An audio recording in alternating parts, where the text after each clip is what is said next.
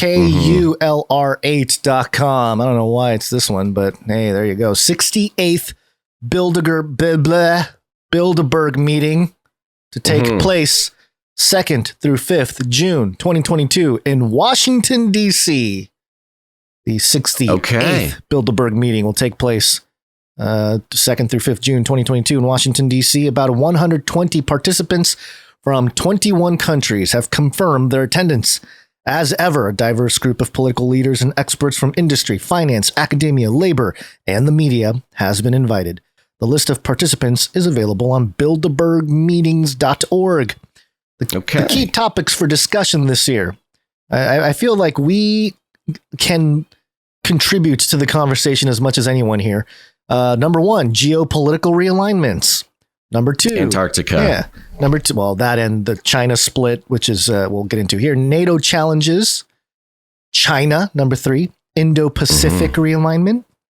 Maybe India and also Thailand. Sino-U.S. tech competition. That's China versus U.S. tech competition. Number 6, Russia. Number 7, continuity of government and the economy. Continuity of government and economy. Number 8, disruption of the global financial system. Number 9, disinformation. Number 10, energy security and sustainability. Number 11, post-pandemic health.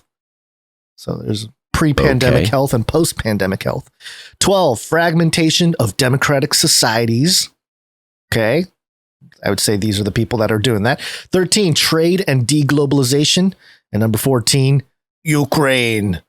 So yeah, it's like a list of topics that are, that are covered on Canary Cry NewsTalk, more or less. Yes, it does sound like a Canary Cry NewsTalk episode. Yeah, that's very nice of them to sort of base their sort of world controlling lizard people meeting. Now, it's so funny that the Bilderberg meetings is such kind of an old school throwback to I don't know, to just sort of like fringy conspiracy theory stuff. Yeah. It's actually kind of nostalgic to remember that they're still holding these suckers. Yeah, and they are certainly, and it's another one of these kind of think tank group meeting type of things with the elite. It's certainly true. How much it actually affects different governments and their policies and everything. I think over the years, it's definitely had its influence. In the last few years, as people have been critical of this, I think they've backed off on some of the things that they, or at least, I don't know, they're either kind of coy about the greater agenda, or they just straight up say it and say it's a good thing. It's one or the other. It's really not. It's interesting because the Bilderberg group, I'm sure is still, they've got their place on the pyramid there. Oh, of course. But the Bilderberg meetings, it seems kind of old world, Well, Peter Thiel is going to be there. Peter Thiel was yelling about, what is it? Complaining about the old people rule. What's the word? Gentrification or something? I forget. No, the geriocracy. Geriocracy, yeah, or gerontocracy or something. Gerontocracy, yeah.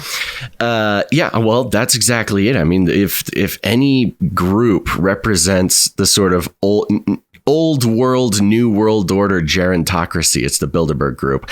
I wonder what kind of tension exists between the Bilderberg group and like the World Economic Forum, who is sort of like the new world order globalist sort of centrifuge of ideas. I'm sure there's plenty of crossover going on.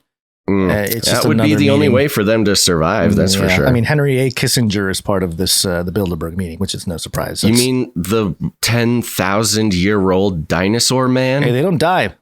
They've already figured out some kind of, getting old is a technical problem. It's cold blood, man. It's cold baby blood. If you're cold blooded, then you can you last a lot longer. It's like your body is a refrigerator. Oh yeah, cold blood like lizards. Is that what you're referencing? Oh, okay, that's exactly what I'm referencing. Yeah, good. So part of it, I think, is they've been very open about what they're doing, and part of the Davos conversation. We're not going to really talk about the Davos meeting today, but there's been a lot of clips coming out of Davos where they're just straight up admitting what they're planning with this sort of world government type of thing without being like, oh, the conspiracy theorists were right. They're more like, oh, they're wrong. Yes, we are taking over, but it's a good thing. We're doing exactly what they're accusing us of, but we don't like the way they talk about us. We're not trying to control everybody. We're just trying to, lead everybody. It's a very it's reminiscent of the Disinformation Governance Board. Right. No. We're not here to censor you. We're just here to tell the censors how to censor you. Right. Yeah. The police. You crazy conspiracy theorists. Yeah. Well, and I've been very sort of depressed this week, and then seeing some of the stuff coming out of Davos. There was a part of me that was like, man, this is it's really pointless. And part of the thing that's really defeating to me is even the pushback, because a lot of people, especially our audience, are aware of what the Bilderberg group is. And, there's sort of negative connotation to groups like this or meetings like this. And to me, what I'm starting to see more and more is that counter operation, like the opposition, the divide and conquer thing, it's almost welcome. There is something to be said about the faction of people who are against all of this, and that group of people being very useful in a sort of end time scenario. So I don't know. It just makes me, Yeah, you're in the dark night of the soul, my friend. I find it interesting. The Bilderberg group, one of the things that sort of fueled the skepticism of the group was that it was so secretive and exclusive. Yeah. And that's one of the defining features, I believe, of the World Economics Forum New Blood, New World Order 2.0 strategy, is they are just so public about everything. Yeah. Every meeting, well, not every meeting, but they put out so much public information and publicly accessible marketing and videos and live streaming events and things like that, which is really the opposite of what we saw with sort of a lot of the old world groups like the Bilderberg group. And so it's just very interesting to see them side by side, operating at the same time.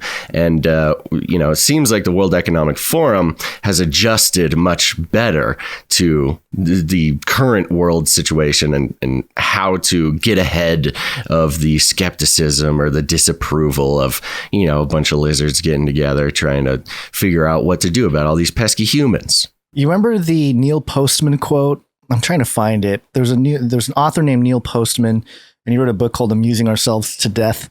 And in the introduction section, which I've quoted before several times, he talks about how there's sort of a 1984 world taking over and then a Brave New World taking over. And he sort of concludes that we're in more of at the time of his writing in the 80s, I think it was when he published the book.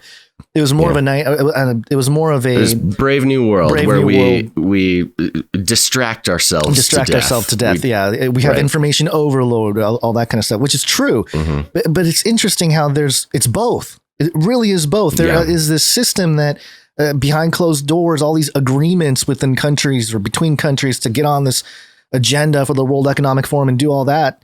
And then there's also just doused everybody with so much information that no one's going to really be able to understand what's going on, which again, with the Uvalde thing, that's a great example of how people's minds are sort of distracted. Even more of the nonsense. Yeah, it's crazy. So I don't know. It's been just kind of a disappointing. Well,